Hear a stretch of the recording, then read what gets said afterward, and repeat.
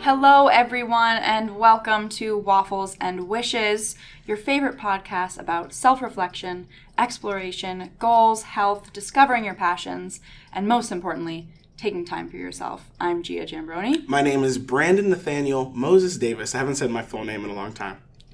Sorry. And welcome back to this special episode of Waffles and Wishes.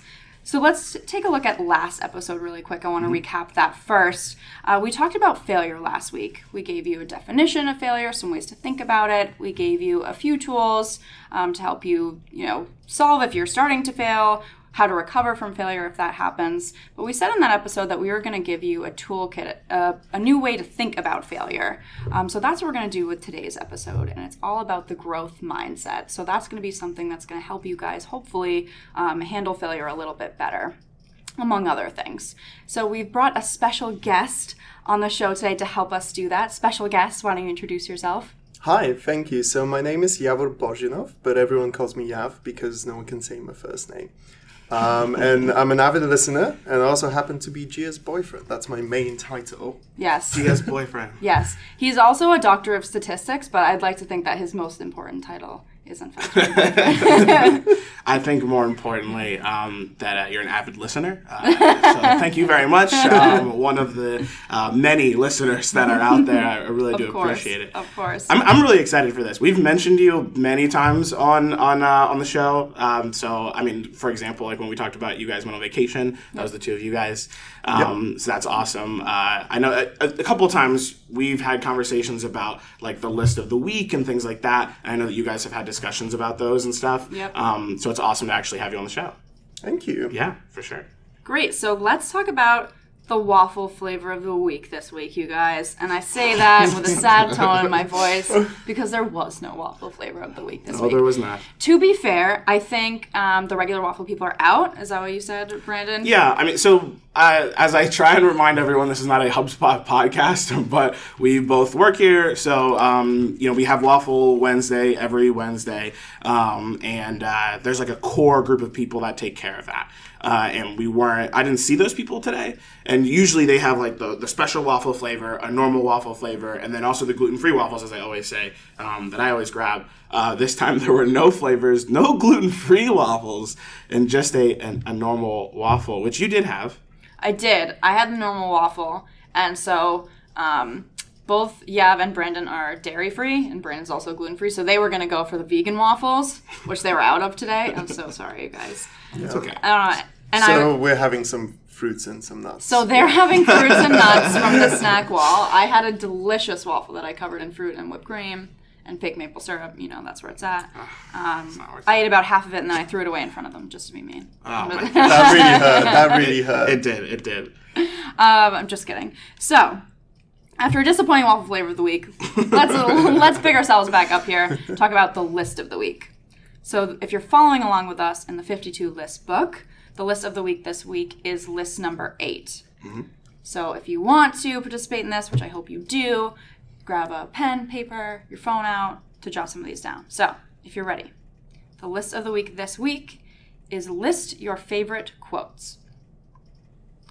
I found this list actually really hard because I don't know a lot of quotes by heart. Yep. And I felt weird Googling them. That felt like cheating. Yeah. And the only quotes I know are like really inappropriate movie quotes. Like that's what comes to my head, and I felt like that wasn't appropriate to share. Yeah.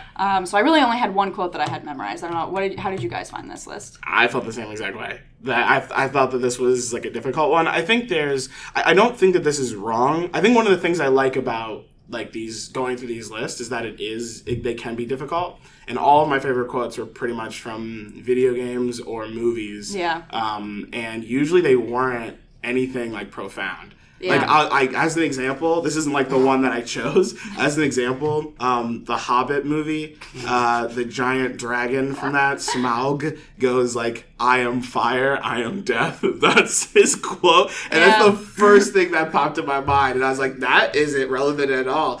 But I did write a couple of those down, and I think that there's some. Nonetheless, I did do the action for the week, which we'll talk about. Yeah. But how did you also do this? No, because I listen to you guys, and that's when I do my list. This is fair. I'm gonna have to re-listen to this and then think about it. So we do every single week. We put these on Instagram. So if you follow us at Waffles and Wishes, you guys can always do the list there. If you have the book, obviously, again, it's list 8. You can take a look at that. We usually post it on Twitter as well. So follow us anywhere, Waffles and Wishes, and you guys can do this as well. So what list what quote did you actually end up picking? So the quote that I have, which is the only quote that I know by heart, and that's because I used to have it as a poster in my bedroom. And so the quote is, good, better, best. Never let it rest until your good is your better and your better is your best. Wow, it's quality. So I really liked that quote. I had it on my bedroom all through high school. And it was a good little reminder for me to just keep striving for better. And so that's why it stuck with me. But that was kind of the only one that I could think of. I guess it's a good one. But It's a really good one. Yeah. Yeah. I think for me, it's like I had a lot, like I said, of movies and video game ones. Yeah. And so I did write them down. But the one that I picked just to share is show them you're better than they expected. I have no idea where I got this from, but I used to tell my fraternity this all the time. I just used to say, like, hey, like, we've got an event coming up. People are expecting it to just be some event, like, it's our first year, like, whatever, like, let's blow it out of the water. So I used to say that all of the time. I also wrote down some ones that I realized aren't, like, quotes, like anything, like, big, but they're things that my mom used to just say. Like one time my mom asked me, are you happy with everything that you have? And that's very young. And the answer in my head was like, not really. Like, you always want stuff, right? And especially as a kid, you're like, I want stuff. But I was like, no, like, of course I am. Like, not everybody has, like what we have, which wasn't a lot at the time. And she was like, you can have more, and that's okay for you to want more. Which is like a weird thing for a kid to hear who's been taught like to be humble and like appreciative, but you're still allowed to want more, which I always thought was interesting. It's just, I think my mom did a really good job of like humbling me, but at the same time like allowing myself to like grow by like allowing myself to kind of want more, which I kind of feel like in some ways ties into your quote.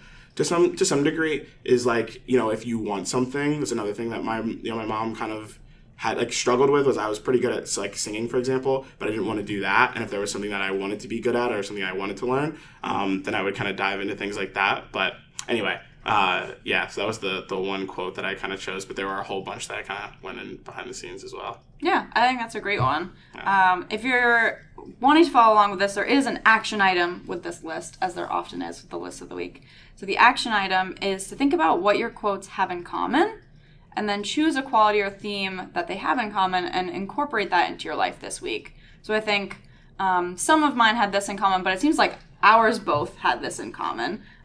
Just kind of striving for better and working hard to achieve whatever goal you set for yourself, which I think is very fitting for this show. Yeah. So I will try to continue to strive and do my best this week. That is what I've come up with. Yeah, I think I would definitely recommend, like, even if it is like movie quotes or like a quote from a TV show, like write down anything that comes to mind, because what I did realize after I wrote down all the movie quotes and the video game quotes and stuff like that, all of them had to do with strength. Like, no matter what. Which is funny, because if you remember back to the first episode when we talked about characters that you relate to, strength was also a common theme for you. Yep. Literally every single time, even if it was like some like bizarre quote or whatever, like the one that I mentioned from The Hobbit, Lord of the Rings movie, like that one in particular had to do with like embodiment of strength, which again, like you might not think about like right off the top of your head, but if you write them all down and really think through them, there's probably a reason why it sticks with you. Yeah. So I thought that was pretty interesting, kind of diving in a little bit different like that. I think the word favorite kind of like throws things off, and I almost feel like I had to put on a specific persona when I was like explaining it to like, the world. But in general, I would just kind of like give yourself some time and look through them. Yeah, I also just want to give a piece of advice. If no quotes come to mind, if you don't know any quotes by heart, which I think is totally fine, not even movie quotes, Google just like quotes and read through them and see what resonates with you and see which ones you're drawn to and try to look for a quality or theme that way. Yeah, agreed. That's good advice. I don't know many quotes, but can definitely search for some. Yeah, Google it. All right, so that brings us to the topic of the day. And the topic of the day today, as we said, is the growth mindset. Really excited to dive into this today. So this topic is actually based off of a book by Carol Dweck called Mindset. And she basically just talks about how your mindset can affect how you think about learning, your own abilities, how you handle failure, and really how big of an impact your mindset has on your entire life. So I'm going to let Yav introduce this book because he is the one that introduced me to the growth mindset. It's had a huge impact on his life and subsequently my life. So I think he's a great person to introduce it. Thank you, Gia. Yeah, so this is probably one of the most important books that I've ever read because it really transformed the way I view the world and the way I view myself and how I handle failure, how I handle learning and everything like that. So I came across the book maybe like 3 or 4 years ago, something like that. And this was right at the start of my PhD. So I had just come to Boston and I just started working on things. And I was getting to the point where I was starting to fail at things. And because I was very much in this fixed mindset, which we'll talk about in a second, I was finding that really difficult. And I was just continuously trying to prove myself and always ending up not being good enough. So this book really helped me transform that and really helped me grow as a person. So let me tell you a little bit about the book. So the book is based on Carol Dweck. So she's a professor in Stanford. Before that, she was a professor at Columbia, and she's had teaching appointments all over the place. So her early work was based on looking at children and trying to understand how they handle failure. And quickly they realized, this is in the late 80s, that you can kind of bucket people into two buckets. One is this fixed mindset, which basically says that your abilities are carved out of stone, and it kind of creates this urgency for kids to prove themselves over and over again. And then the other bucket is this growth mindset. And the growth mindset basically believes that everything is much more fluid. It's kind of more dynamic, and you can work on things and you can cultivate through your efforts. Yeah, so those are a great definition of the fixed and the growth mindset. We can also look at it in terms of intelligence. So like you said, your abilities are carved in stone. So people with the fixed mindset believe that their intelligence is unchanged. So basically there is a capacity for which they can learn things, for which they can develop skills. And once they kind of hit that ceiling, they can't progress any further. That's sort of what they believe, basically.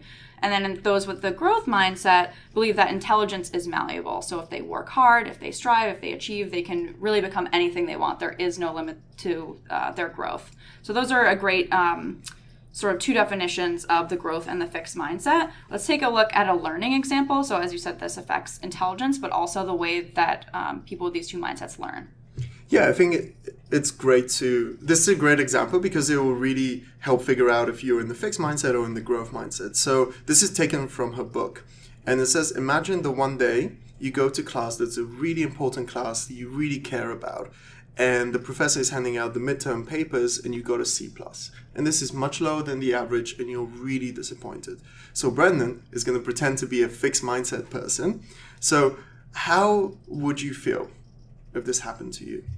Yeah, I think, ironically enough, we talked about this a little bit. Disclaimer, I have not read the book, which is one of the reasons I'm excited to have you here, especially because, Gia, when I not first met you, but early in our friendship, you mentioned something about the book, and you would always kind of like talk about it a little bit. Mm-hmm. And I remember you just recently asked me yesterday, like, do you think that you're growth mindset or fixed mindset? Now I think I'm growth because of some things that happened in my life, but like in high school, especially with this example specifically, definitely fixed. Yeah. Like if this was in math class, I would just sit there and be like, yeah, no, it doesn't matter. I mean, I'm not good at math anyway.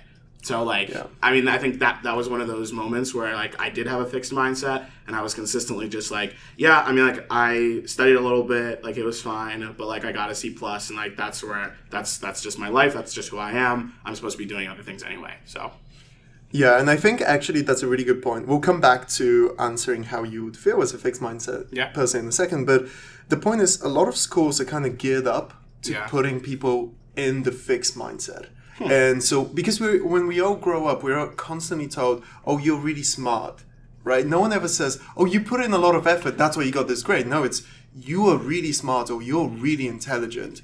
That's why you got this grade. So I don't want to blame anyone for why I was like hardcore fixed mindset person, but it has a lot to do with just the type of compliments you would get when you were a child.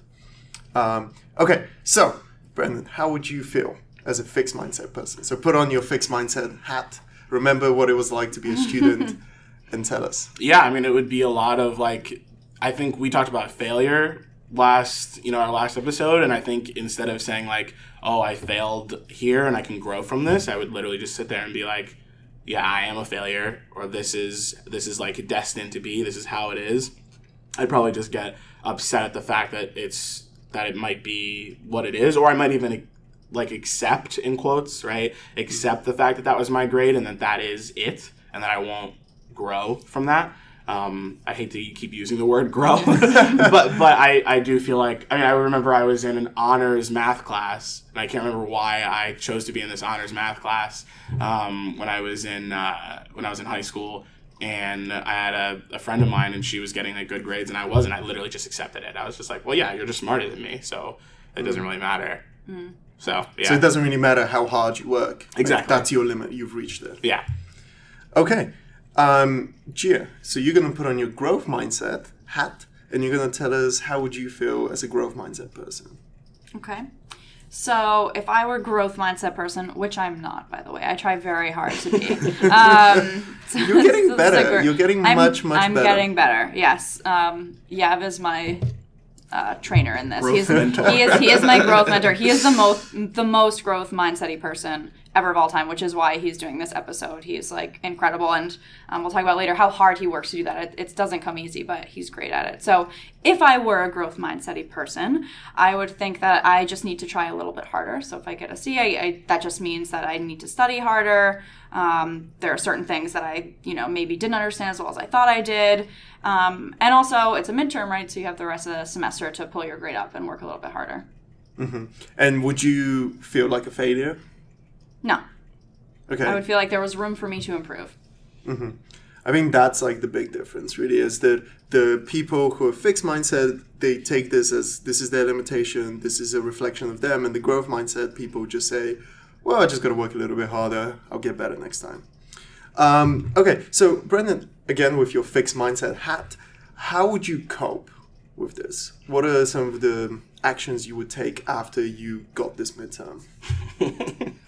Again, personally, thinking back, is usually just drown it out, like in any way. I mean, I especially when I think about college, anything that I didn't think I was necessarily good at, or anything I was not necessarily good at immediately, I would just kind of be like, well, I don't need to worry about this, and I would start doing something else, like immediately. I think a lot of my friends would just be like, go out and drink or party or whatever, and just be like, yeah, no, like we're done here. Like, yeah, I failed this exam, screw it, and like just kind of leave. And I think for me, I would usually just jump on like some video games or watch something and ignore it, or just go do something that I was good at to make myself feel better. But I think there are times as well where maybe it was a little bit darker and I would get upset about something and just be like, again, kind of going back to our last episode, like wallow in my like failure for a while and sit there and be like, well, this is it. Like, I'm not going to go much farther than that. I mean, I would just kind of wallow in it and at some point accept the fact that is fact in my head.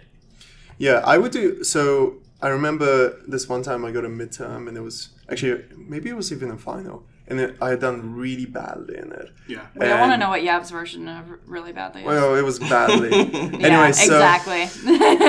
I didn't even want to look through it to see where my mistakes were. Oh, yeah. I saw the headline figure that it wasn't great, and I was like, well, that's it. It doesn't matter. I'm going to put this down. I'm going to shove it in the drawer, and I will not even see why I did badly at it. Yeah. And that's kind of bad, right? Because then you can't figure out where your mistakes are and you can't try to improve from them. So, Gia, how would a growth mindset person cope with this? Right. So I think the biggest difference between the growth mindset and the fixed mindset is that they start to take action toward their mistakes. So thinking that they need to study harder, looking at the exam and saying, okay, where did I go wrong? Which parts did I not understand? Let me study that harder for next time.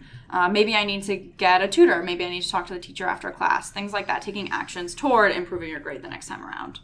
Yeah, so if you were listening to this and you found that you were agreeing more with what Brendan was saying, then you're probably sitting in the fixed mindset. And that's not necessarily a bad thing. Like, actually, like, throughout Kara's book, she never says that one is better than the other. But when I was reading that, I read the fixed mindset and I was like, yeah, that's me, but I don't want to be like that. Right? So it doesn't mean that one's better or the other, but you kind of get to pick and be like, which one do you want to associate with? So if you were listening to Gia and you were agreeing with everything that she was saying, then you're probably in the growth mindset. Which, good for you. Yeah. You already are. Which some people naturally are. I think a lot more people have to work to get there. Yeah. I think it's interesting, before we kind of move forward, when you mentioned the schooling portion of it, right? Mm-hmm. I definitely see a lot of that. Like the fact that schools kind of line you, schools in general are kind of like made to bucket you almost, right? It's like the people who are super, like, just off the bat good at academics, they just push them forward really quickly. And then, I think, I remember like being in, I used to be taking these honors classes when I was in high school, and then I stopped at one point. Now, honors classes just means like the higher, depending on where you're from, honors class is just like the higher version of a class, right? Mm-hmm. When I say higher, I just mean more difficult, or like there's just more content or more material, or learning it at a faster pace. And I realized that a lot of it was teaching yourself.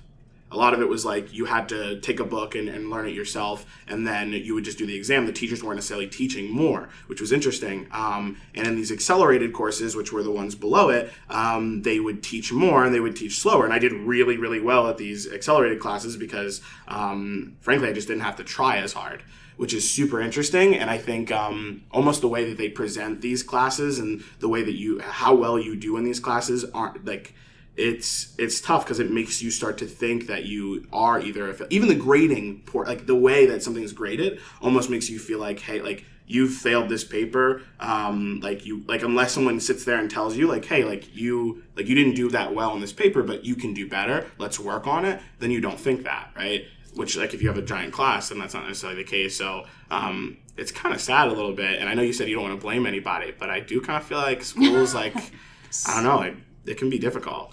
Yeah, I think schools really put you in the fixed mindset. Yeah.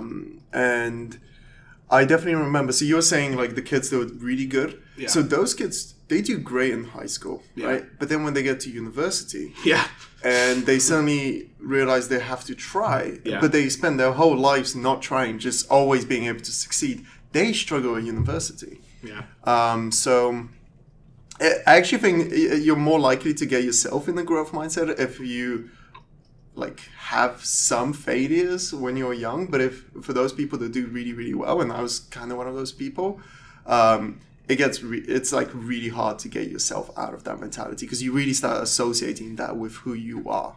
And I don't want to jump the gun, but I do have a question for you. Go ahead. Can someone have a growth mindset in one area and not the other? Yes. So actually, when I was reading that book, I realized that I was really growth mindset-y on certain things. So I was very growth mindset-y in terms of sports. So, because I've always done sports, and during university I did rowing, or crew as you Americans call it. Crew.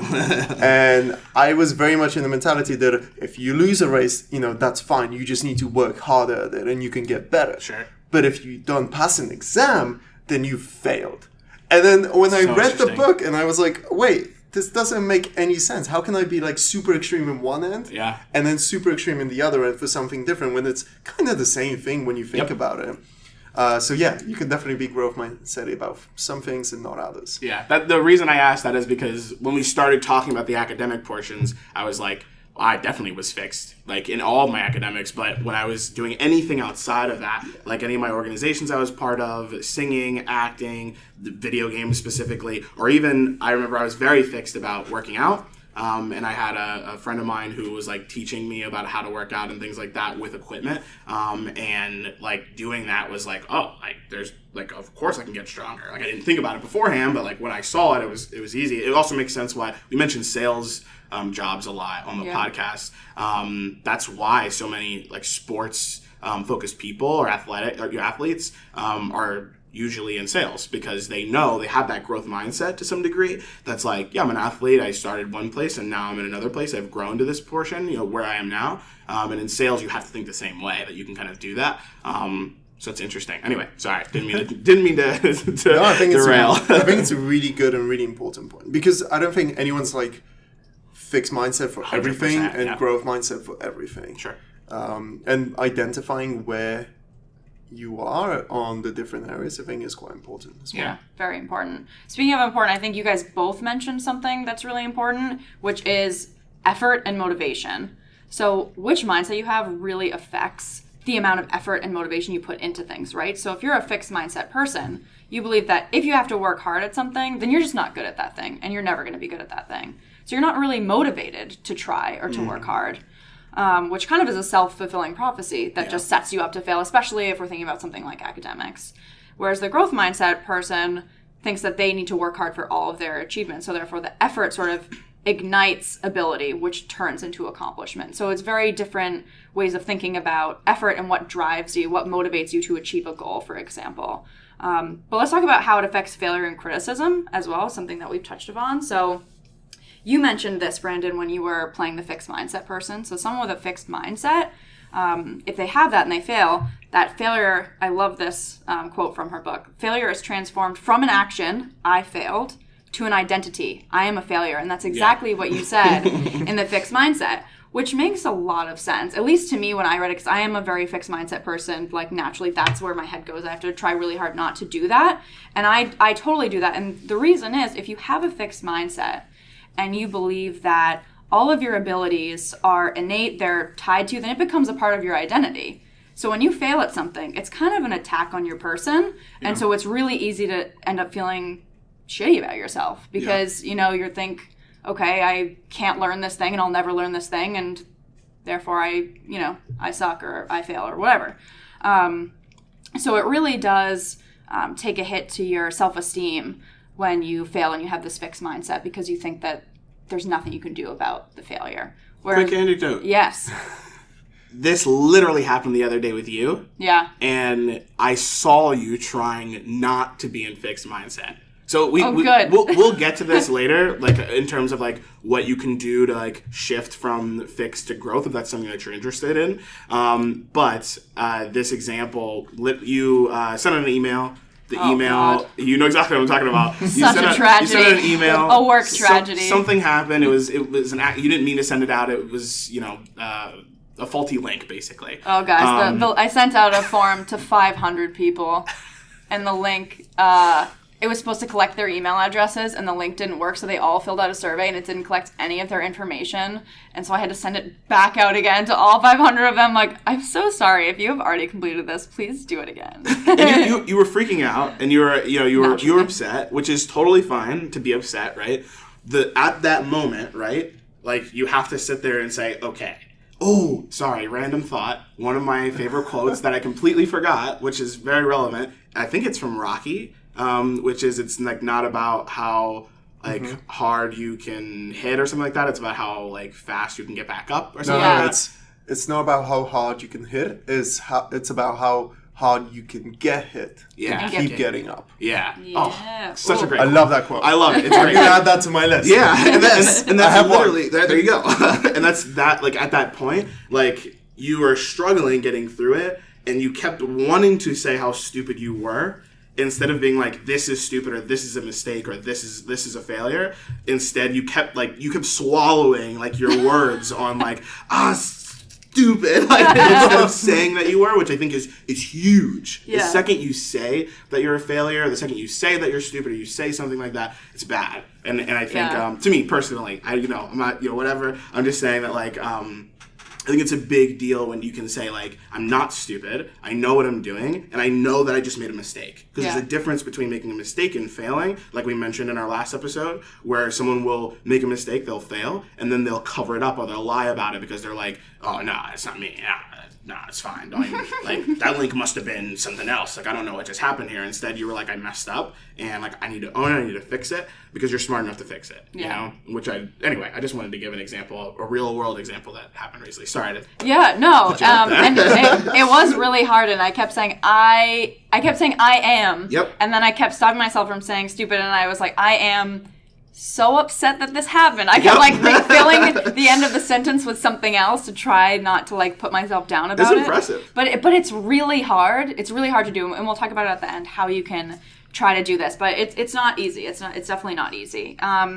So that's how someone with a fixed mindset thinks about failure. Whereas someone with a growth mindset, I mean, as we mentioned last week, failure is a painful experience for anyone. And that's not to say that someone with a growth mindset isn't affected by failure. It's not to say that it's not a hit to their self-esteem. It definitely is.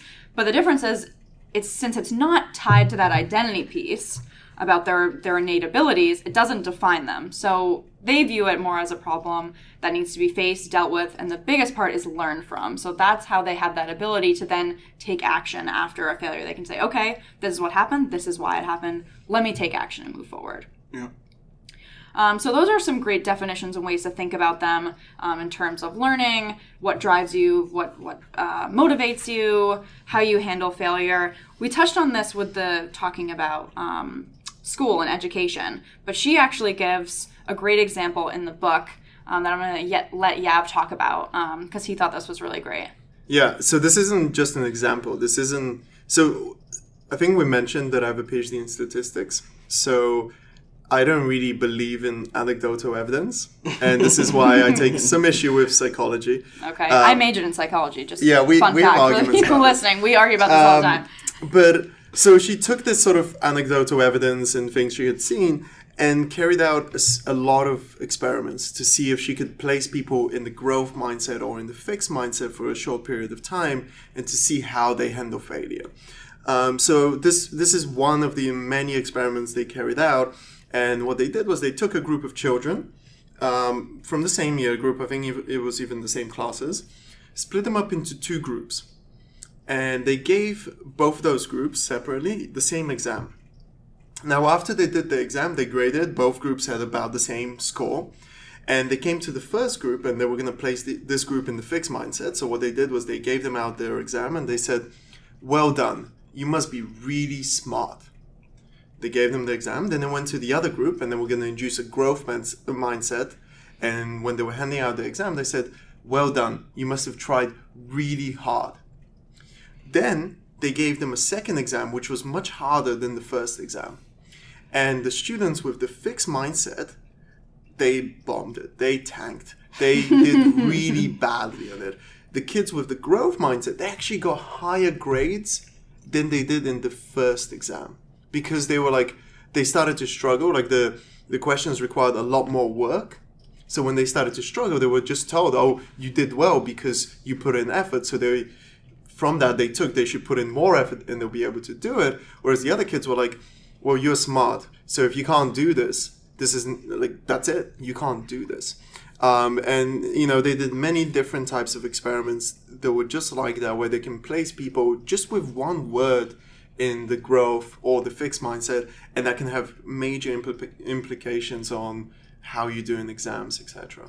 Yeah, that's huge. I mean, I think this goes back to the sports portion of it. To me, in my head, is that, like, this is key in athletics, right? Like, there's never going to be an athletic team at a really high level where you have someone that's good and they're just like, yeah, don't come to practice. Like, don't even worry about it. Like, hey, Steph Curry, don't even, just sit, stay there, look pretty, and just wait for the game. Because, like, that's not going to happen, because no matter where you are, you're going to be able to surpass those limits.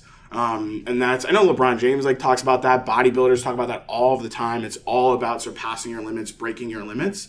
And that's great when it comes to athleticism. A lot of people don't recognize to put that in somewhere else, and it's the fact that you mentioned it's this one word, and we don't think about it enough in terms of like academics or like your normal life, just like your everyday life. Like if you for example, you're cooking something, right? And like you mess up a little bit or whatever, and you're like, oh, it's the same thing with I am a failure or whatever, right? Like the second you change one word and you're like, I messed up this cooking thing, instead of being like, oh yeah, I'll just try again tomorrow and do better. Instead, you're just like, oh, I just suck at cooking. This is the end. Like I'm done. Like I can't do this anymore. Yev's looking at me right now. Well, to be fair, it's funny. The reason I thought about it was I think my girlfriend's a pretty good cook, and she's like, but she always says that she's bad at cooking. And like I'm like, well, why are you saying that? Like the second you say you're bad at it, like you've already counted yourself out. And it's interesting how much someone externally can have an impact on you, right? Like someone, like we mentioned goals. If your boss sets a goal, and their goal is like they know their failure state for you is different than your own, right? Like let's use the sales example of making 20 calls and booking 3 meetings. If you book 3 meetings but don't make the 20 calls, your boss might be like, hey, like you failed, like you're a failure today, like this is not okay. The way that your boss, he or she, might say that to you may identify to you that you are a failure. Which is another reason why I think this is so hard, the growth mindset, is to just shift it, because there are so many people involved, your parents, your teachers, your bosses, your managers, whoever's right, your friends. Yep. So like you have to kind of keep this kind of stuff in mind. But I think that just at a very small level, like you do this like in like when you're born, and you're in kindergarten, that's when this starts. It's like, wow, your son's so smart, he's so great.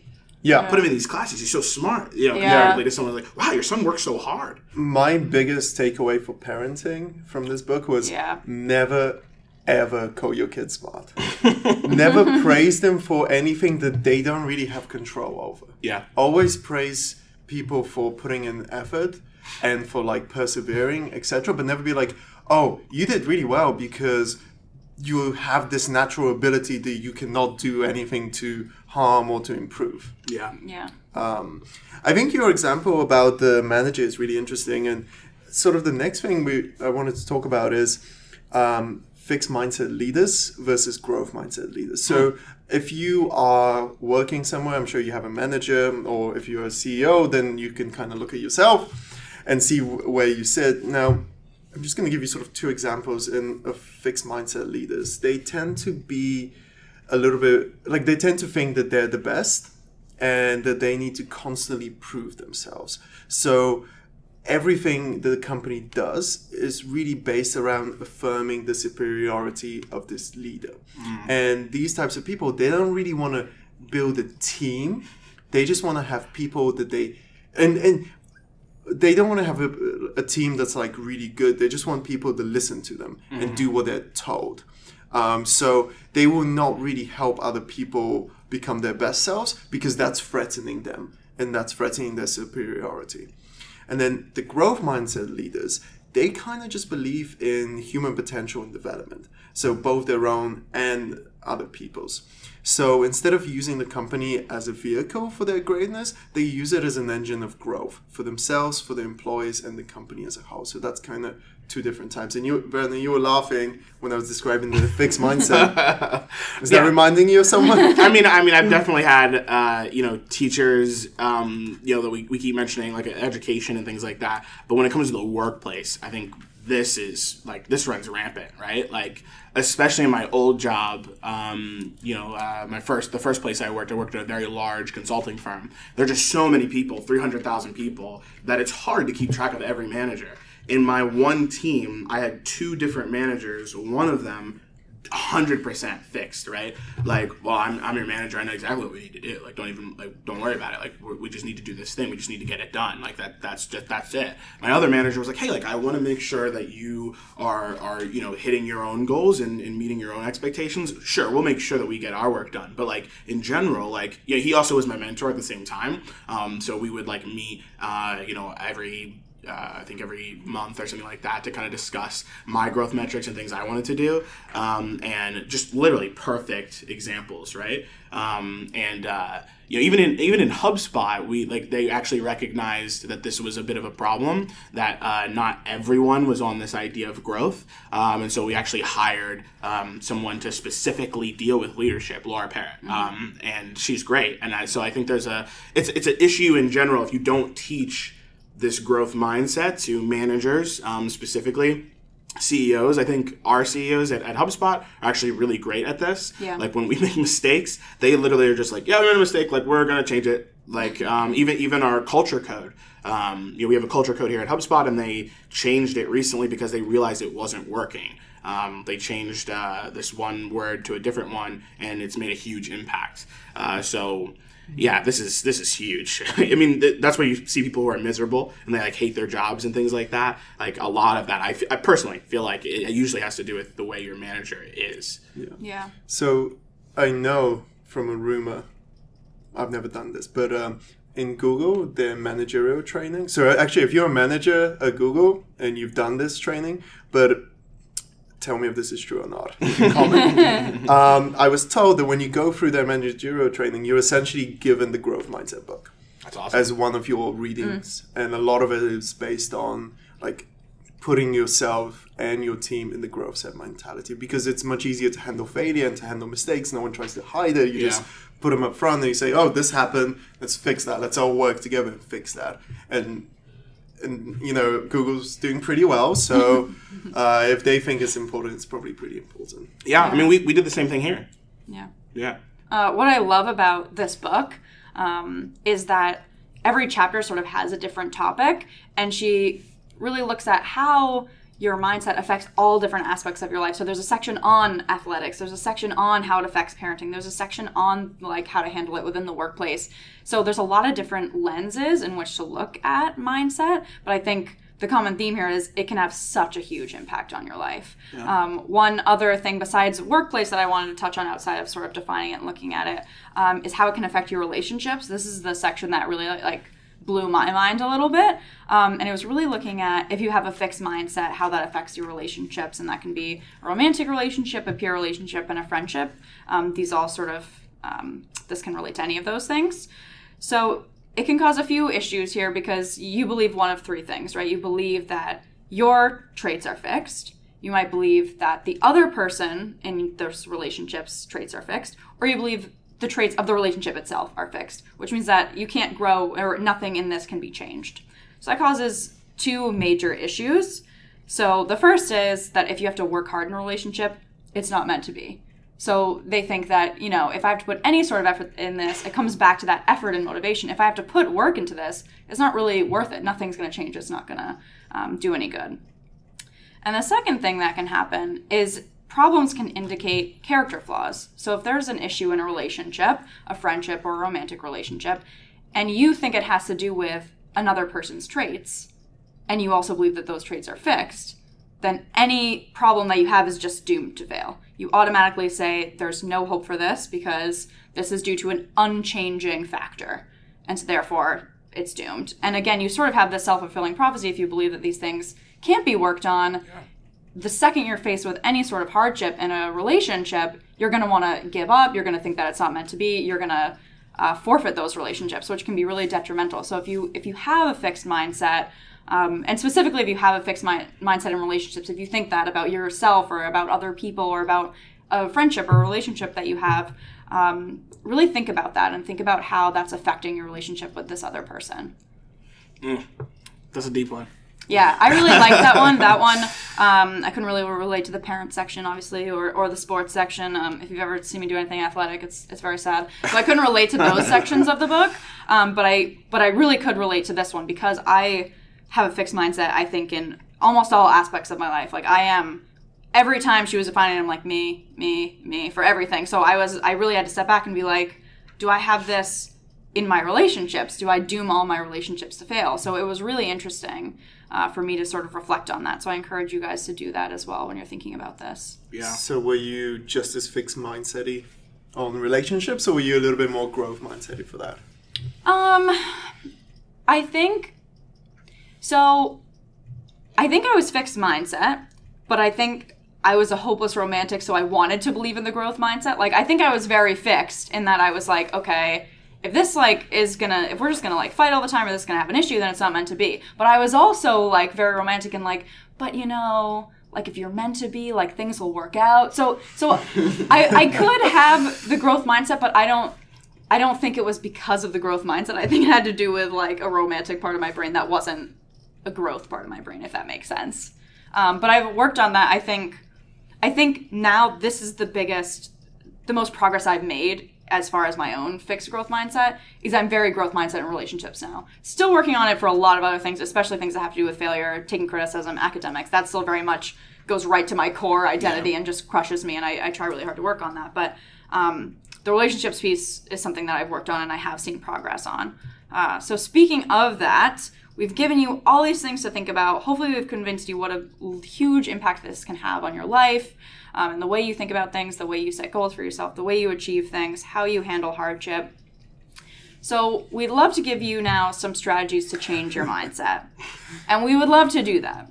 However, in this book, there's no magic pill. You can't just, all of a sudden, if you do these 3 steps, you're going to have the growth mindset and it's going to be great. It's a lot of work. And I think, the first step is there's a quiz online. To figure out your mindset. Does anyone know what website is that? We can post it on our social. We'll put it in the comment section. I'll pin it as well as in the description as well. So if you're watching this like on LinkedIn or something like that, then I will try and make sure that I put it like in a comment or something like that. But you can always click that video and actually go into YouTube, and it'll be there in the description. It'll be there in the comment section. You can click on that and let us know how that goes for sure. Yeah. So take that quiz first. Figure out what mindset you currently have. If you don't know, if you're one of these extremes, you might already know just from hearing us talk. If you're still sort of curious and want more information, take that quiz. Yeah. But then I think the first step in this, which sounds silly, is really just recognizing this. Because your brain is a muscle, your thought process, these are all muscles. As you start to create pathways in your brain to go to the growth mindset, it'll become easier to do that. So the first thing is to recognize it. So if you see, a situation where you have the fixed mindset and you see it comes up and your first thought is, I'm a failure.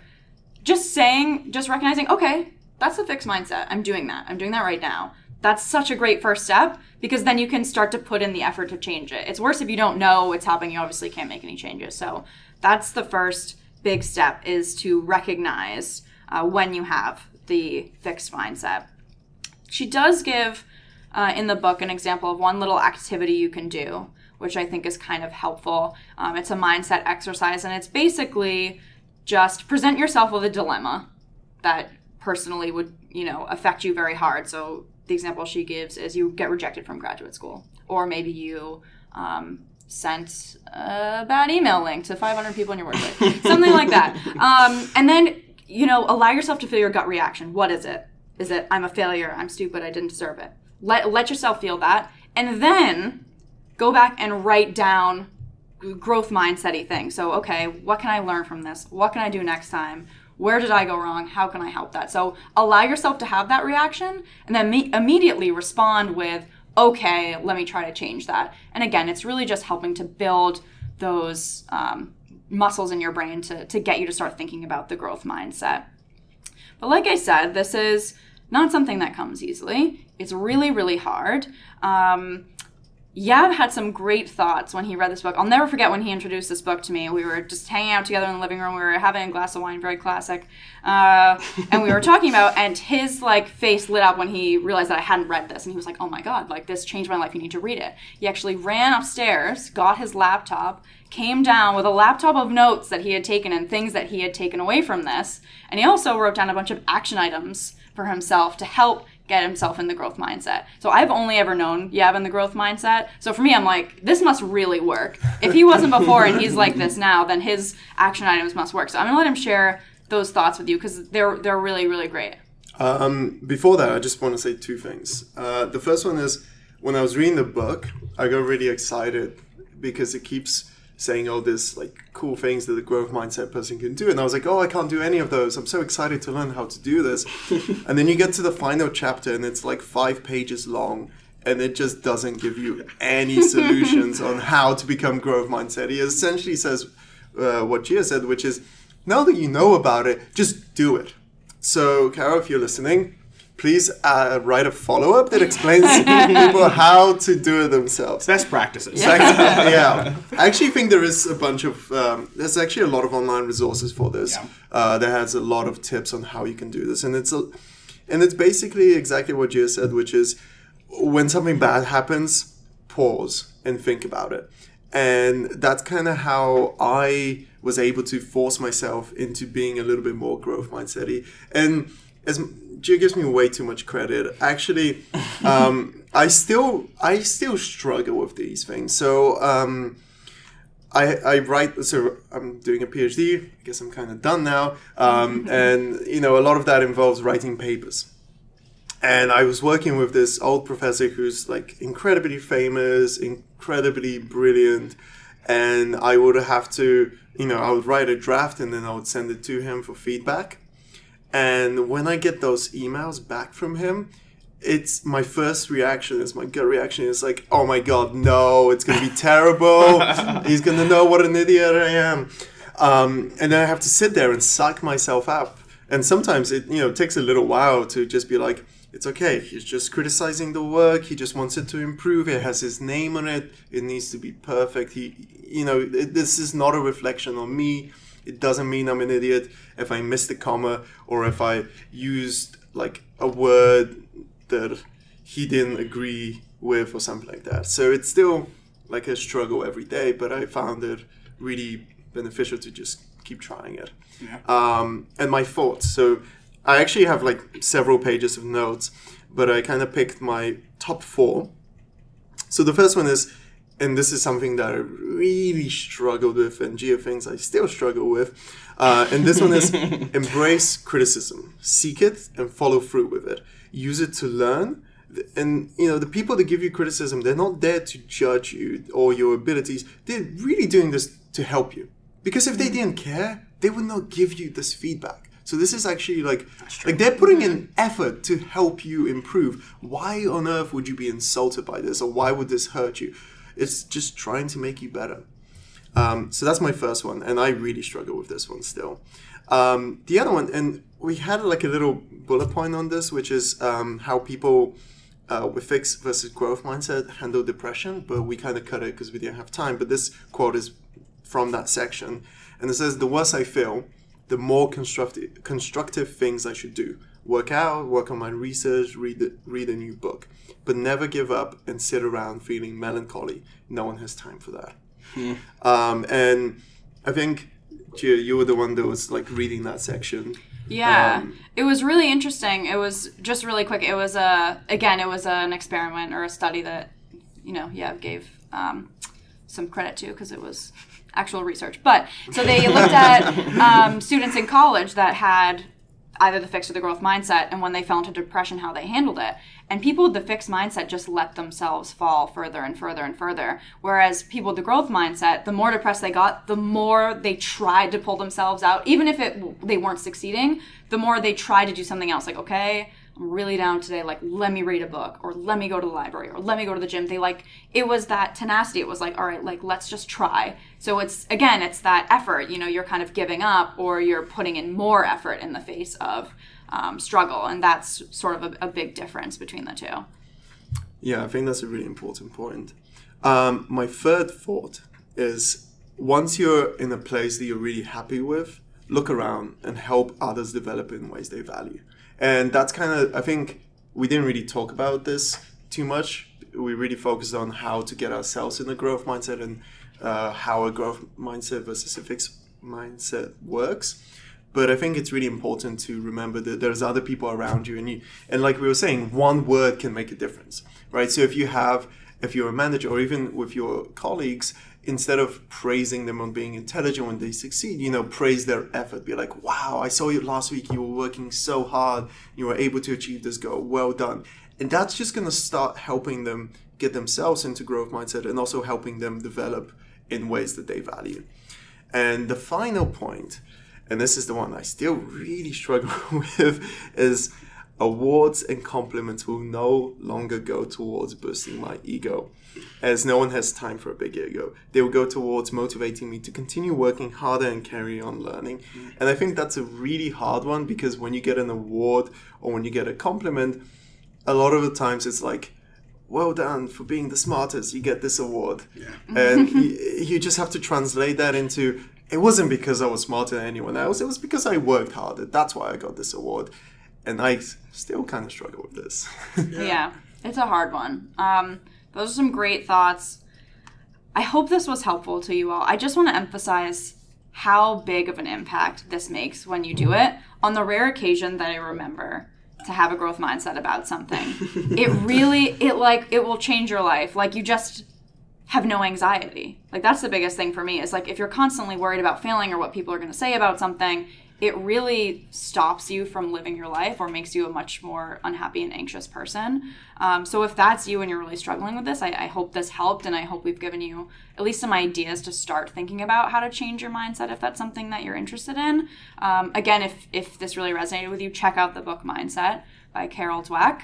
Any final thoughts from you guys before we sign off? Yeah, quick shameless plug. I think, if this is the first episode that you've ever listened to, which I think is a great episode to start off with, we've done many episodes that tie in really, really well to the growth mindset.